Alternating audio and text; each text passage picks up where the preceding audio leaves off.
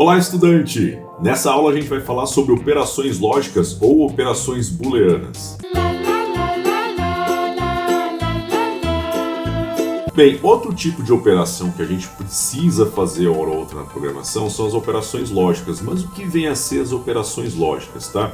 Basicamente, operações lógicas ou booleanas, né? Booleana porque vem lá da lógica de Boole, né? São operações sobre operandos lógicos. Um operando lógico ele só pode receber dois tipos de valores, verdadeiro ou falso. Para entender um pouco mais sobre isso, vamos aqui criar o nosso projeto. Então, vou preparar aqui o primeiro exemplo e a gente já volta.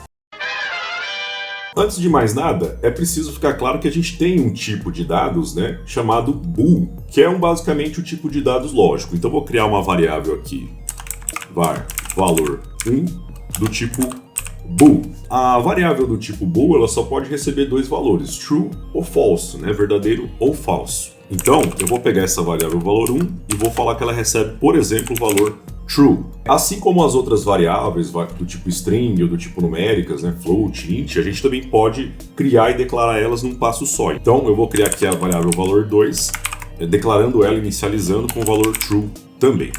Legal, mas quais são as operações que a gente pode fazer com variáveis booleanas, né, ou variáveis lógicas? Tem basicamente dois tipos de operações. A gente tem as operações que são puramente lógicas, né, e a gente tem algumas operações de comparação numérica que também resultam em valores verdadeiros ou falsos. A gente vai entender esses dois tipos de operações aqui nessa aula de hoje. Vamos começar com as operações estritamente lógicas. Então, por exemplo, vou criar aqui uma variável chamada resultado.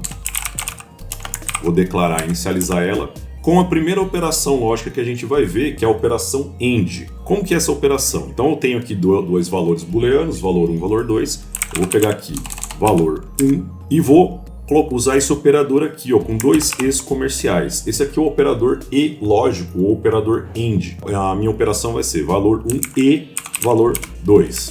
Vamos imprimir isso aqui para dar uma olhada. Então vou utilizar aqui o pacote FMT, a função printf, e aí eu vou mostrar na tela essa operação, tá? Então, como eu estou utilizando o printf, para poder mascarar valores booleanos, a gente usa aqui o percentual t.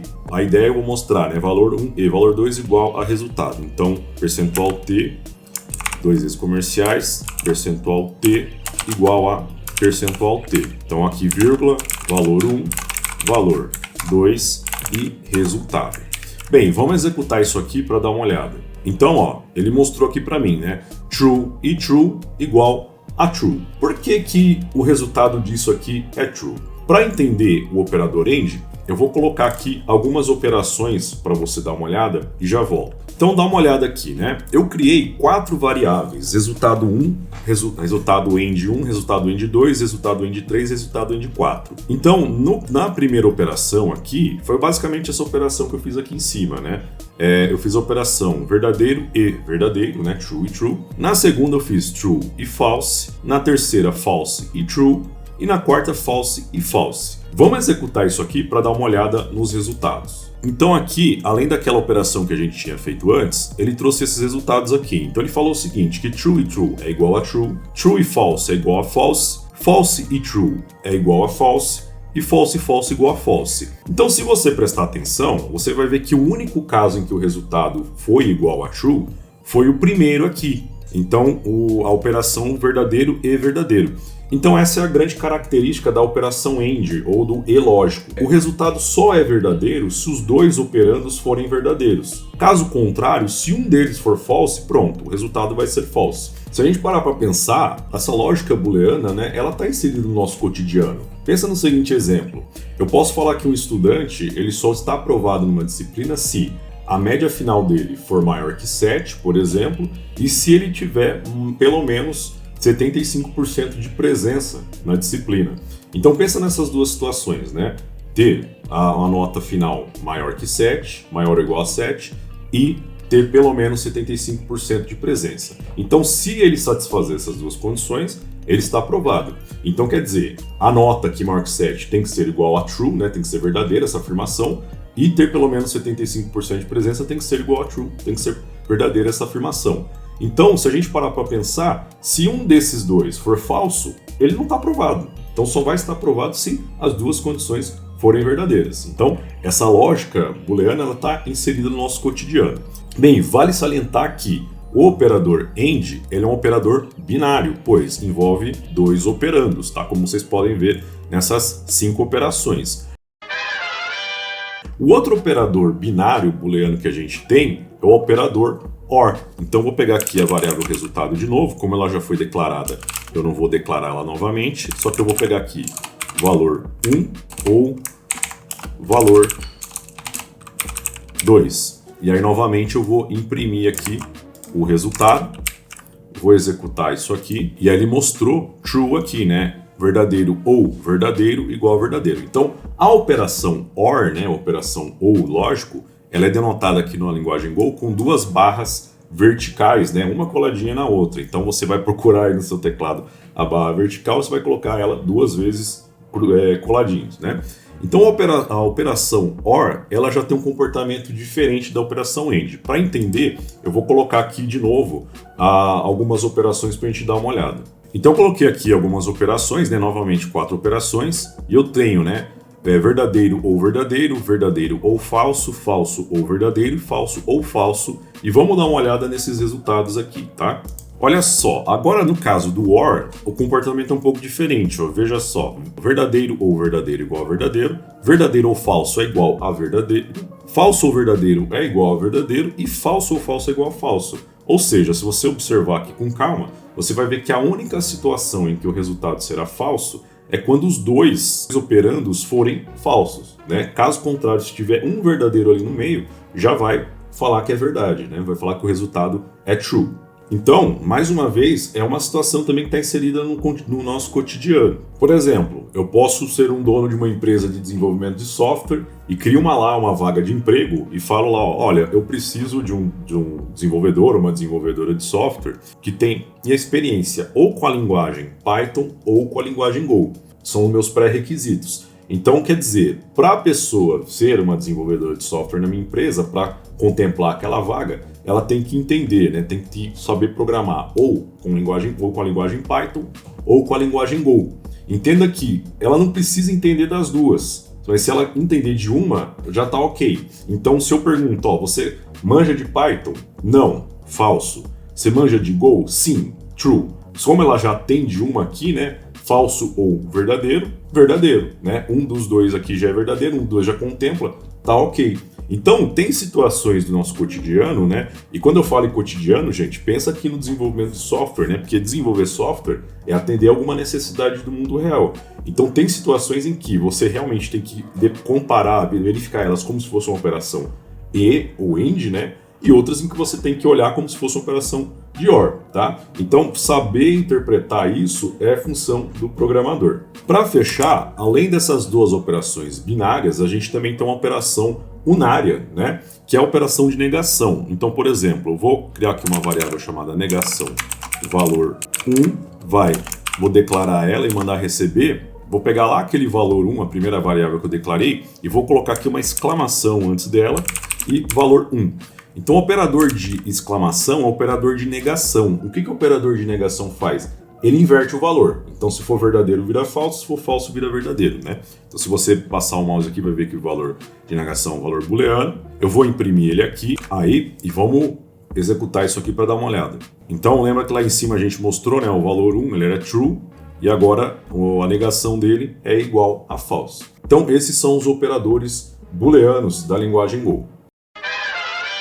Como eu falei no começo da aula, outras operações que também resultam em resultados lógicos, né, ou resultados booleanos, são comparações numéricas. Para entender essas operações numéricas, eu vou criar um outro exemplo aqui e a gente já volta. Bem, para poder entender essas operações, eu vou criar aqui 2 valores numéricos. Vou criar uma variável chamada número 1, vai receber aqui o valor 7, e outra variável chamada número 2, que vai receber aqui o valor 10. Então a gente tem 2 números aqui inteiros, né, 2 variáveis do tipo int, uma com valor 7 e outra com valor 10, E aí, o que são essas operações de comparação? É qualquer operação em que você compara dois números, né? Que tipo de operação a gente tem? Verificar se o número é maior que o outro, se ele é menor que o outro, se ele é maior ou igual a outro, se ele é menor ou igual a outro, ou se eles são iguais, né? E também se eles são diferentes. Então, eu vou colocar aqui essas comparações aqui nesse código e já volto. Então, eu criei aqui essas 6 variáveis, né? Resultado 1, 2, 3, 4, 5, 6. Vamos dar uma olhada em cada uma aqui com calma, né? Então aqui, resultado 1 está recebendo, né? Número 1 igual a número 2. Perceba aqui que eu utilizei operador igual, que a gente já utilizava aqui na atribuição, né? Ou declaração e atribuição, ou simplesmente atribuição, só que ele é repetido 2 vezes, como vocês podem ver aqui. Então eu coloquei igual para comparar esses caras. Então, para comparar a igualdade, o operador é 2 sinais de igual, um coladinho no outro. Já resultado 2, eu estou fazendo outra comparação, né? Número 1, é como se eu fizesse uma pergunta. Número 1 é maior que número 2? Então isso vai resultar um booleano, assim como aqui, né? Número 1 é igual a número 2, isso vai resultar um valor verdadeiro ou falso. No terceiro, eu estou comparando. Número 1 é menor que número 2? Aqui eu vou abrir um parênteses porque eu já dou aula de programação há uns bons anos e uma das coisas que muita gente confunde, né, quando está começando a estudar programação é qual o sinal de maior ou menor. Parece besteira, mas muita gente se confunde, né? Aí vale aquele macetezinho do professor de matemática, né? Sinal de maior, ó, se você passar um cortezinho aqui, parece um 7, o sinal de menor, se você passar um cortezinho aqui, lembra um 4, né? Como o 7 é maior que 4, então maior ou menor. Se isso vai ajudar você, não sei. Aqui na quarta operação, número 1 é maior ou igual a número 2. Então, olha só, aqui eu estou fazendo 2 comparações dentro de uma, né? Estou verificando se o número 1 é maior que o número 2 ou se ele é igual a número 2. Então, tem situações que você vai precisar fazer esse tipo de comparação, não só se ele é maior, mas também se ele é maior ou igual. De forma análoga, na quinta operação, eu estou verificando se o número 1 é menor ou igual a número 2. E aí a última operação é a operação de diferença, ou seja, estou perguntando, número 1 é diferente de número 2? Perceba que o operador de diferença ele é como se fosse uma mistura da negação com um operador de igualdade, com exceção que aqui a gente só tem um sinal de igual, né? Então exclamação igual é a operação de diferença. Estou perguntando, número 1 é diferente de número 2? Vamos imprimir isso aqui para dar uma olhada no resultado. Então coloquei aqui alguns printfs, né, para exibir os resultados de todas essas operações. Vamos executar esse código aqui. Então aqui, ó, 7 é igual a 10? False, né? Não é. 7 é maior que 10? Falso também, não é. 7 é menor que 10? Verdadeiro. É.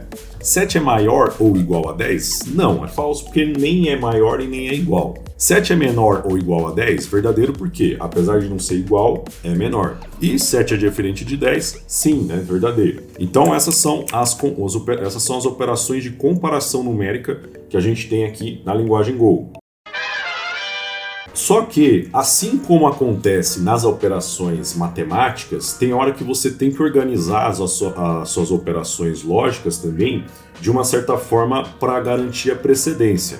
Então, eu vou colocar uma operação aqui, ó, eu tenho essa operação aqui, ó, 98 menor que 99, isolado entre parênteses, e true e false, isolado entre parênteses, ou true. O que você precisa entender sobre operações lógicas, né, operações booleanas? O operador unário de negação ele tem maior precedência. Os operadores de comparação numérica vêm logo depois na precedência, seguidos pelo operador AND, né, o E lógico, e por fim o operador OR, o operador OU lógico.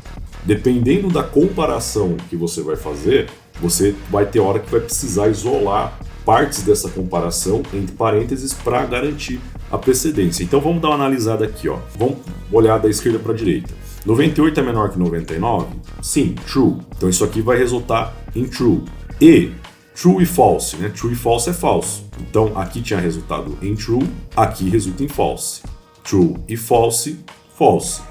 Ou true. Então todo esse bloco aqui resultou em false, só que no final vou ter um false ou true. Lembra que no caso do operador ou do operador OR, né? Se um dos dois for verdadeiros, então o resultado todo dá verdadeiro. Vamos dar uma olhada nisso aqui. Vou executar. Então veja que o resultado aqui no final deu true, né? Como eu havia falado anteriormente, tá? Então lembra disso na hora que você for criar as suas comparações. Bem, nessa aula a gente viu o funcionamento das operações lógicas, né? E também das operações de comparação que resultam em valores lógicos. Na próxima aula eu vou te ensinar a como você criar condições lógicas e aí os nossos programas vão começar a ficar um pouco mais interessantes. Porque até então todo programa que a gente fez tem um único fluxo de execução e a partir dos próximos exemplos, nossos programas podem ter mais de um fluxo de execução. Quer entender isso direito? Então, até a próxima aula.